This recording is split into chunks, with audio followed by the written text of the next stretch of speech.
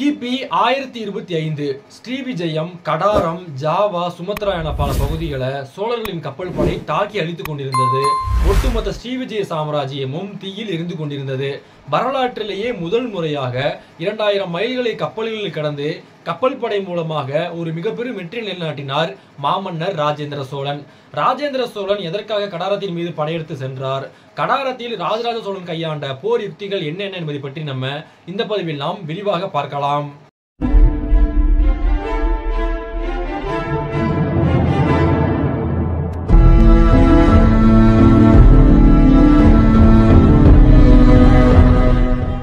கிபி 11ஆம் நூற்றாண்டுல கிழக்காசியா பகுதிகளில் இருந்த மிகவும் முக்கியமான 4 நாடுகள்னா சீனா, கம்போடியா, கடாரம் மற்றும் ஸ்ரீவிஜயம். இந்த 4 நாடுகள் தான் கிழக்காசிய பகுதிகளில் இருந்த மிகவும் முக்கியமான நாடுகளாக இருந்தது. அன்றைய காலகட்டத்தில் சீனாவில் இருந்து யவனம் வரைக்குமே ஒரு மிகப்பெரிய வணிகமும் நடந்தது. அந்த வணிகத்தின் மிகவும் முக்கியமான மையப்பகுதிகள்னா அது 2 பகுதிகள். ஒன்று ஸ்ரீவிஜயம், மற்றொன்று இந்தியா. சீனாவில் இருந்து யவனத்திற்கும் யவனத்திலிருந்து சீனாவுக்கு செல்லும் பொழுது இடையில் இந்தியா மற்றும் ஸ்ரீவிஜயம் ஆகிய 2 நாடுகளை கடந்துதான் செல்ல வேண்டும். குறிப்பாக சொல்லணும் அப்படின்னா நம்முடைய தமிழர்கள் சீனாவுடன் வணிகம் பண்ணும் பொழுது ஸ்ரீவிஜயத்தை கடந்துதான் சென்று சீனாவுடன் வணிகம் பண்ணாங்க. இதனால அன்றைய காலகட்டத்தில் ஸ்ரீவிஜயம் என்பது மிகவும் முக்கியமான ஒரு வணிக தலமாகவும் இருந்தது. அன்றைய காலகட்டத்தில் இந்தியாவில் இருந்த ஒரு மிகப்பெரும் நாடு தான் சோழ நாடு. அதே சமயத்தில் ஸ்ரீவிஜயம் என்பதும் அன்றைய காலகட்டத்தில் ஒரு மிகப்பெரும் பேரரசாக இருந்தது. இந்த சோழ நாடு மற்றும் ஸ்ரீவிஜயம் இந்த 2 நாடுமே அன்றைய காலகட்டத்தில் நட்புறவுடன் இருந்தாங்க.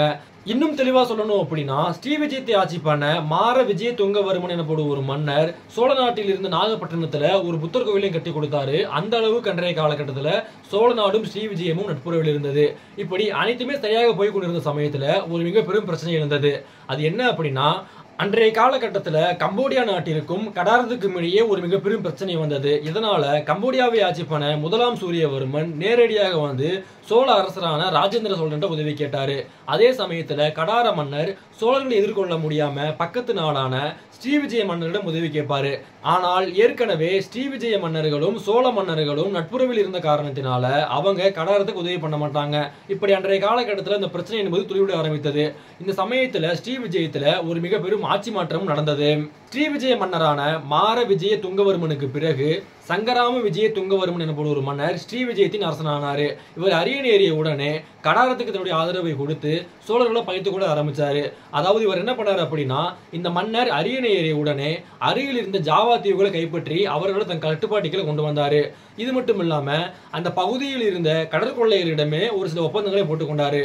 அது என்ன ஒப்பந்தம் அப்படின்னா இந்தியாவில் இருந்து குறிப்பாக சோழ நாட்டில் இருந்து வரக்கூடிய வணிக கப்பல்கள் ஸ்ட்ரைட் ஆஃப் மலாக்கா வழியாக வந்து ஸ்ரீவிஜயத்திற்கு வரி கட்டாமல் சுண்டா ஸ்ட்ரெயிட் வழியாக சென்றால் அந்த கப்பலை நீங்கள் தாக்கி அழித்து விடுங்கள். அப்படி இல்லை என்றால் எங்கள் நாட்டு பக்கம் அனுப்பிவிடுங்கள். நாங்கள் அந்த கப்பலிடத்தில் வரியை வசூல் பண்ணுகிறோம் என ஸ்ரீவிஜய மன்னர் அந்த கடற்கொள்ளையர்களிடம் ஒரு சில ஒப்பந்தத்தையும் போட்டுக்கொண்டாரு. ஸ்ரீவிஜய மன்னரின் ஒப்பந்தத்தை ஏற்ற கடற்கொள்ளையர்களுமே அந்த வழியாக சென்ற அனைத்து வணிக கப்பல்களையுமே தாக்கி அழிக்க ஆரம்பிச்சாங்க. இதனால ஏராளமான தமிழ் வணிகர்கள் பாதிக்கப்பட்டாங்க. தமிழ்நாட்டிற்கும் சீனாவுக்கும் இடையே நடந்த வணிகம் என்பது அன்றைய காலகட்டத்தில் பாதிக்கப்பட்டது. இதன் பிறகு இந்த செய்தியானது மாமன்னர் முதலாம் ராஜேந்திர சோழனுக்கு தெரிய வந்தது. முதலாம் ராஜேந்திர சோழன் இந்த ஸ்ரீவிஜய மன்னனுக்கு ஒரு முடிவு கட்ட வேண்டும் என ஒரு மிகப்பெரும் திட்டத்தை போட்டாரு.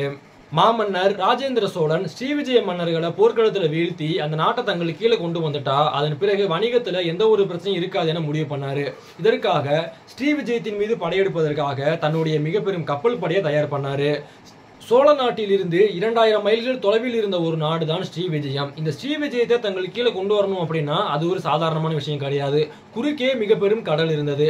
இதனால ஒரு மிகப்பெரும் கப்பற்படையை ராஜேந்திர சோழன் தயார் பண்ணாரு. இது மட்டும் இல்லாம கப்பற்படையில யானைகளை ஏற்றும் அளவிற்கு மிகப்பெரும் கப்பல்களை அன்றைய காலகட்டத்தில் ராஜேந்திர சோழன் உருவாக்கினாரு. சோழர் படை நேரடியாக ஸ்ட்ரைட் ஆஃப் மலாக்காவில் இருக்கக்கூடிய ஸ்ரீவிஜய மன்னரின் படையை தாக்கினால் அது சோழர்களுக்கு மிக பெரும் அழிவை ஏற்படுத்தும். ஏன் அப்படின்னா அந்த பகுதியில் இருந்து 2 புறமுமே பகை நாடுகள் தான் இருந்தது. இதனால பகை நாடுகளுடைய படைபலம் என்பது அதிகமாக இருக்கும். எனவே ராஜேந்திர சோழன் அந்த சமயத்துல ஒரு மாற்று திட்டத்தை யோசிச்சாரு. அது என்ன அப்படின்னா நேரடியாக சென்று ஸ்ரீவிஜயம் மற்றும் கடாரத்தை தாக்காமல் சுற்றி வளைத்து கொண்டு தாக்குவதே அந்த திட்டமாக இருந்தது. இதனால ராஜேந்திர சோழன் தன்னுடைய ஒரு சிறு படையை மட்டுமே ஸ்ட்ரைட் ஆஃப் மலாக்காவிற்கு அனுப்பி வைத்துவிட்டு தன்னுடைய பெரும் படையை சுண்டா ஸ்ட்ரீட் வழியாக அனுப்பி ஸ்ரீவிஜயத்தின் தலைநகரம் கடாரம் என அனைத்து பகுதிகளையுமே ஒட்டுமொத்தமா தாக்குவாரு.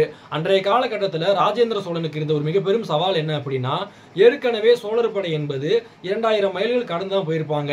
இதனால கொஞ்சம் கொஞ்சமா போர் செய்து முன்னேறுதல் என்பது அவங்களுக்கு முடியாத ஒரு காரியமாக இருந்தது. இதனால ராஜேந்திர சோழன் அடுத்ததாக ஒரு யுக்தியை பயன்படுத்துவாரு. அது என்ன அப்படின்னா, அது சர்ஜிக்கல் ஸ்ட்ரைக்.